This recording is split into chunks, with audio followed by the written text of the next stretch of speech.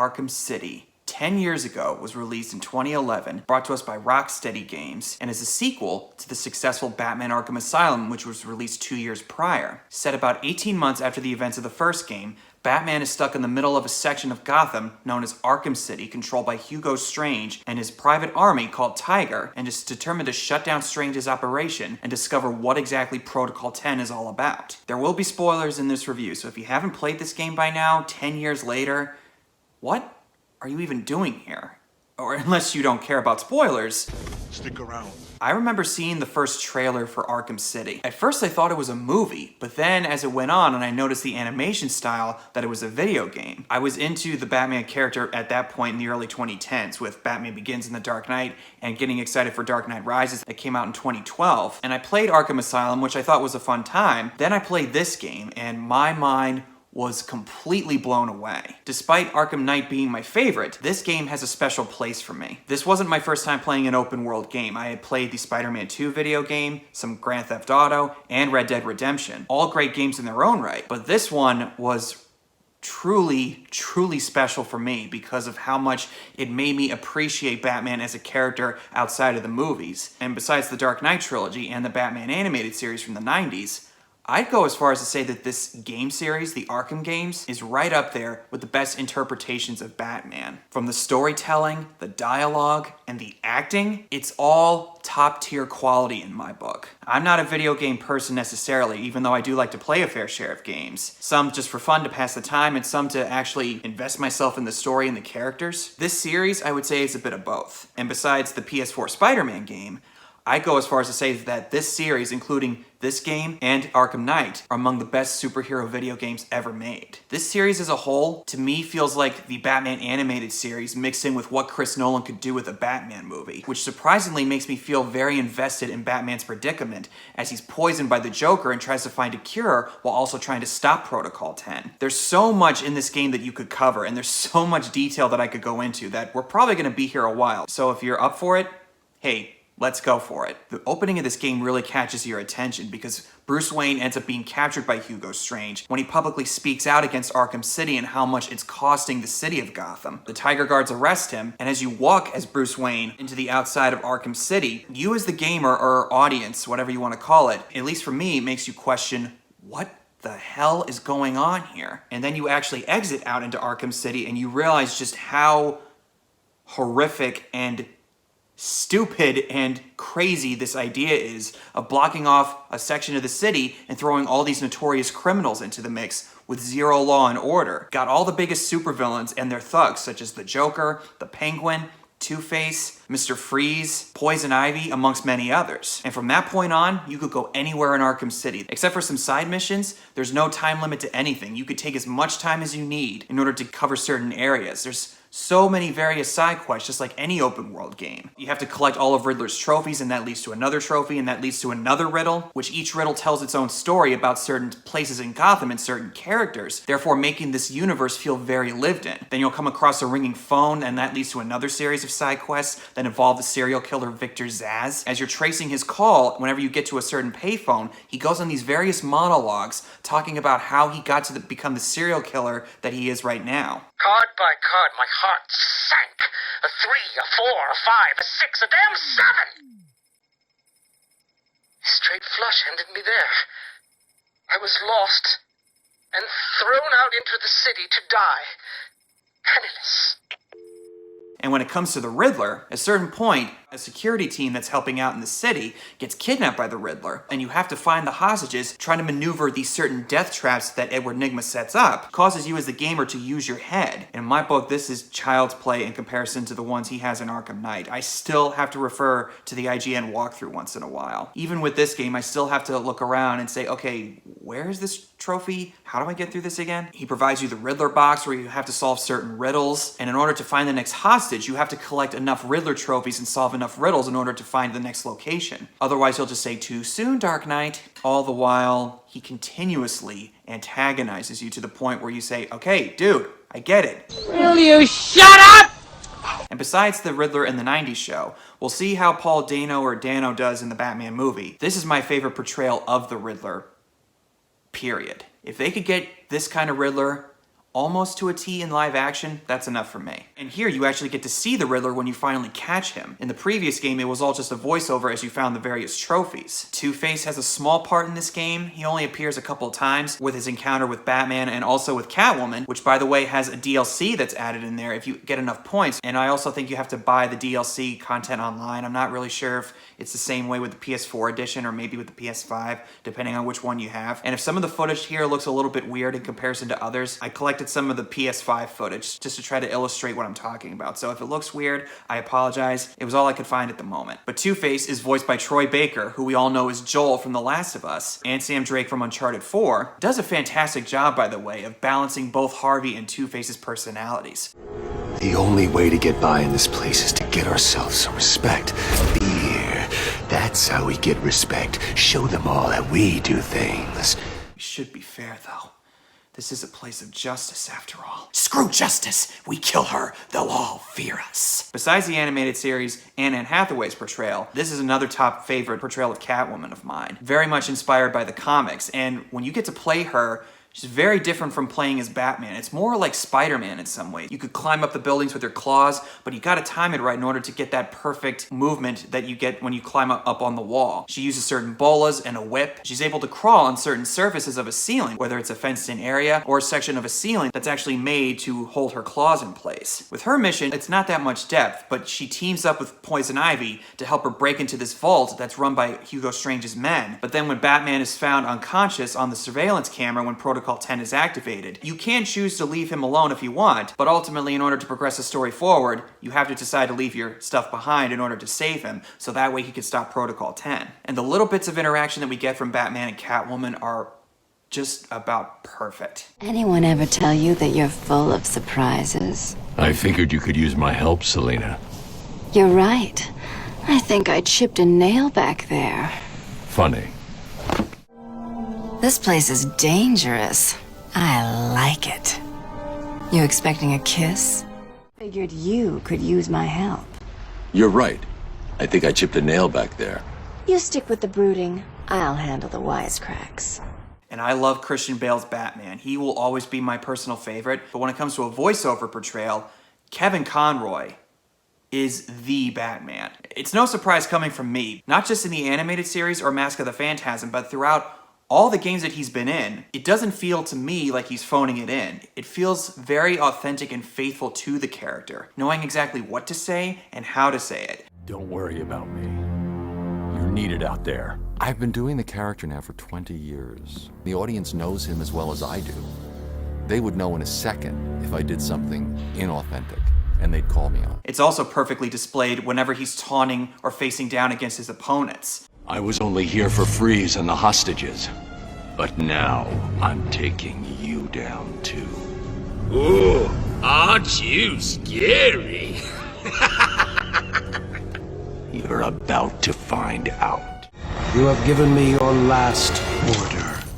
This is not a time for negotiation. Or even when you have to track down Riddler's thugs that are part of the various supervillains gangs throughout Arkham City, and when you get close enough, they have this green flare to them, so that way you could tell these are Riddler thugs. At that point, you feel like the Batman. The gameplay is also really fun too. You have the various combos and counters, and the more fights you get in, you can upgrade your tech with certain points, and as you collect more trophies and solve more riddles. And also when you make certain progress throughout the story. And there's a certain counterattack or block that you can use when you press triangle, and you see these lightning bolts flare up on top of Batman's head, in a way kind of like the spider sense, if you will. And you can press triangle to time it right, and you're able to do these really cool moves. And once you get enough hits in, you can press triangle and circle to create a certain combo, like a melee attack, so to speak. And the various tech that you use, such as the Batarang, the remote control Batarang, the sonic Batarang, and the electrical charge that you could use to charge a door in order to open it or close it, and a line launcher that Batman can use to get across certain areas, and you can even wire walk if you upgrade it with enough points, a smoke grenade, and an ice grenade that you're able to acquire from Mr. Freeze. You can also tweak that into other things too, such as a mine, where you land it at a certain area between thugs, and it freezes their legs in place and they can't move. And when you throw the ice grenade at a certain thug, it freezes them in place, and you're able to to do an ice smash takedown of sorts, grabbing them by the neck and slamming them onto the ground and pounding them right in the face. Just classic Batman stuff that makes me smile. And the ability to fly as Batman in these games is even better, because you can dive bomb at certain areas in order to gain altitude by pulling back up, and you could also use the grapnel boost that you acquire when you go through certain challenges that are presented throughout the game, where you hit the X button at just at the right time, it goes.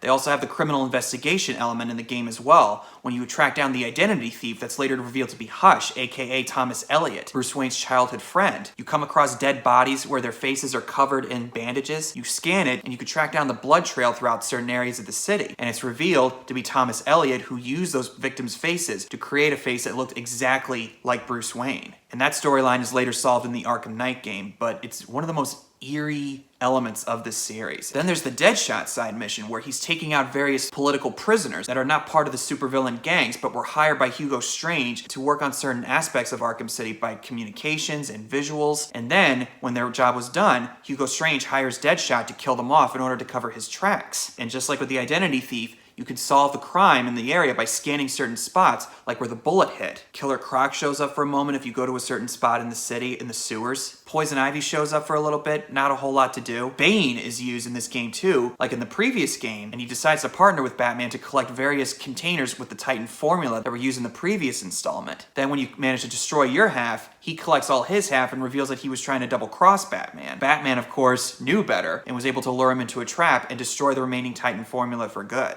In fact, this moment here, when he first sees Bane... We find Titan containers, we destroy them. Deal? Of course. It lets us, the audience, know, yeah, no, I don't trust you with a 10-foot pole. For obvious reasons, because he's had more than a fair share of mega vitamins. And that's another tech. You're able to use explosive gel by spraying it on certain spots, like the Titan containers, or on a certain door that you're able to break through when you let it settle and you explode it. Kind of reminds me of what they used in Mission Impossible 3 in order to break Philip Seymour Hoffman's character out of that armored truck. They also got Mad Hatter that shows up by causing Batman to hallucinate and tricking him into finding the cure, which leads to a really eerie and strange dream sequence where you have to fight off his thugs that are basically rabbit faces, voiced by Peter McNichol from the show Ally McBeal. And as for the rest of the voice talent, the Penguin is voiced by Nolan North, who is famous for playing Nathan Drake in the Uncharted series, and David in the first Last of Us. Knowing that he voices all these characters, it's hard for me to unhear Nolan North. He's got one of the best Cockney accents I've ever heard, which is the same accent that Michael Caine has. Oi, just you and me. The bat versus the bird. On top of that, as you collect enough Riddler trophies, you're able to hear certain audio tapes from the various villains, giving us very deep insights on these versions of these characters, and also explaining certain aspects of how Two-Face was able to figure out that Catwoman was stealing from him, or the Penguin figuring out that certain thugs that he had under his command were undercover cops. You know every inch of it. When you close your eyes, you can feel it, can't you? Give me it, please. I want you to understand what I'm about to tell you. You believe that this coin determines the fate of your world. I, however, believe that your condition has always been present. It was there before you were attacked, and it is still there now. Then we have another side mission with Azrael. Azrael is most famous in the storyline for Nightfall, where he takes over for Batman after Bane breaks Batman's back. Whenever you encounter him in this game, he leaves certain drawings on the rooftops, and as you find enough of them, you're able to connect them in a certain way where you're tracking him down to his final location, and he gives Batman a certain prophecy, which I'm willing to bet was more or less how it turned out in Arkham Knight. And in doing so, events will occur that you cannot stop. From the ashes of Arkham, the fires will rage and Gotham will burn. And you will burn too. Now, as far as the rest of the story goes, Batman obviously has to stop Protocol 10, but then he determines that the Joker's behind it. So he encounters the Joker, who's rumored to be dying from injecting himself with the Titan formula that turned him into that big abomination in the climax of Arkham Asylum. The Joker gets the drop on Batman and poisons him with his own blood, forcing Batman to cooperate with him so he can find the cure that Mr. Freeze is apparently working on. He tracks him down to the museum hideout that Penguin uses, and after a big fight with Solomon Grundy, he's able to get his hands on the Penguin and acquire Mr. Freeze's armor, and he learns from Mr. Freeze that in order to perfect the formula, he needs somebody else's blood who's been able to last for longer periods of time. And there's only one person in this universe that's able to provide that. Ra's al Ghul. No, sorry. Ra's al Ghul. This is when I first learned, okay, it's not Ra's al Ghul, it's Ra's al Ghul. Sometimes I still say Ra's al Ghul just for kicks. So Batman tracks down Ra's al Ghul through Talia's personal guard, gets a sample of Ra's al Ghul's blood, gives it to Mr. Freeze, leading to a fight between the two because the Joker takes Mr. Freeze's wife hostage. As for Mr. Freeze, besides the Joker, he's my personal favorite Batman villain because of the personal tragedy that he endures trying to save his dying wife. And the boss fight with Mr. Freeze, you're able to use certain maneuvers on him, but unfortunately, he's able to provide a defense mechanism because he's not going to fall for the same trick twice, once again making you use your head and trying to figure out another way to outmaneuver him. And when it comes to the Joker, with live action, Heath Ledger takes the cake from me. But voiceover-wise, besides Troy Baker, who's I consider an honorable mention, Mark Hamill as the Joker. A lot has been said about his portrayal, and will continue to be said for years to come. From the animated series and in this game series that he shows up in, especially his surprise appearance in Arkham Knight, Mark Hamill's voice acting as the Joker. He nails it. The Batman comics I've read that have him in there, other people have said it, but it's really easy to hear his Joker voice. There's not a whole lot of footage of him in a recording studio doing the voice, but it's this stuff that actually makes me all giddy like a little kid, seeing him twist himself. I've heard some people say that they're tired of Mark Hamill's Joker. I get what those people are saying, but you can't deny the guy's fantastic at it. If he sucked at it, it would be a different story. It's the Hugh Jackman Wolverine syndrome. They're tired of Wolverine taking up so much of the X-Men movies, but he's so perfect as that character that it's hard to dislike him. You fell for the old sick Joker gag, Batman.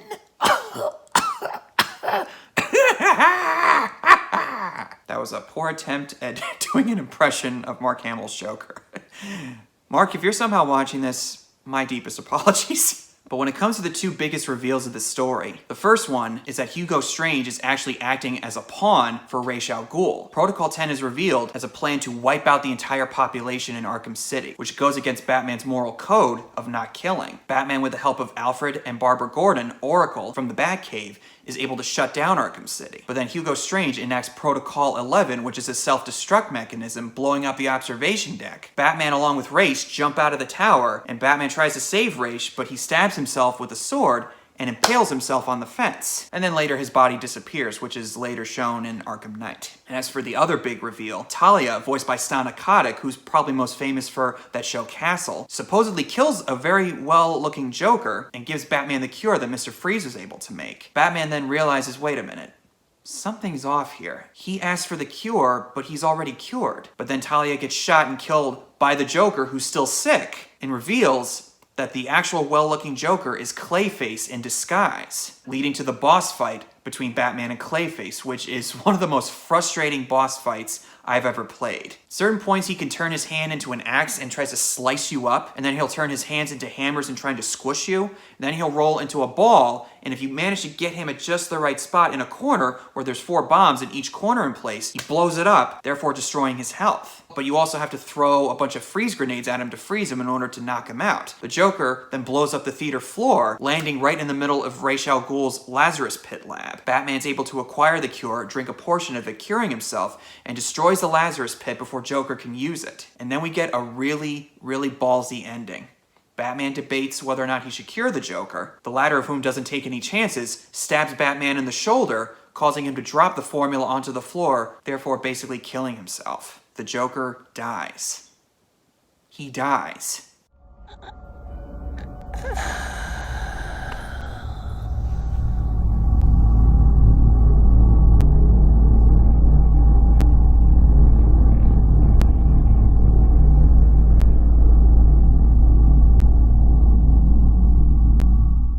Even now, that moment still shocks me.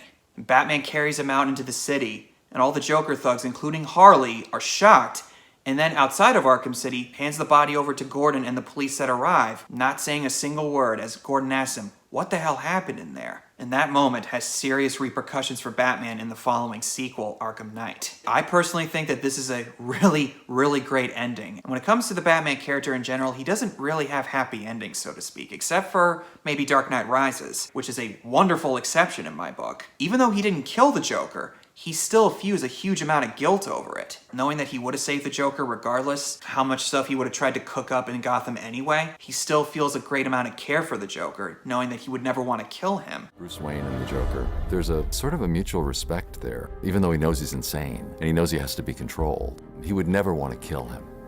Whereas the Joker is constantly trying to kill Batman. Which shows you just how good of a person Bruce Wayne is. Despite his troubled psyche, even though he hates the guts of the Joker and various criminals, he still wants to do right by other people and not succumbing to the level of his parents' killer. Your compassion's a weakness your enemies will not share. That's why it's so important.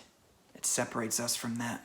And after you complete the story, if enough stuff is available, you could freely roam around Arkham City still, able to complete certain things that you weren't able to do before. I've never been able to complete it 100%, and to be honest, I don't really care. I just want to play it for the story and get enough of it to feel like, all right, I've done my part. And then there's a DLC, Harley Quinn's Revenge, which I think is a cool addition, but as far as Harley's psyche, which is clearly destroyed by the death of her lover, we don't really get that big of a look as just how far Harley's going with her grief. We see and hear glimpses of it throughout the DLC, but I was kind of hoping that she would have more of a crazed episode, whether it was an encounter with Robin or Batman, which you actually get to play as Robin for a good portion of it, also voiced by Troy Baker.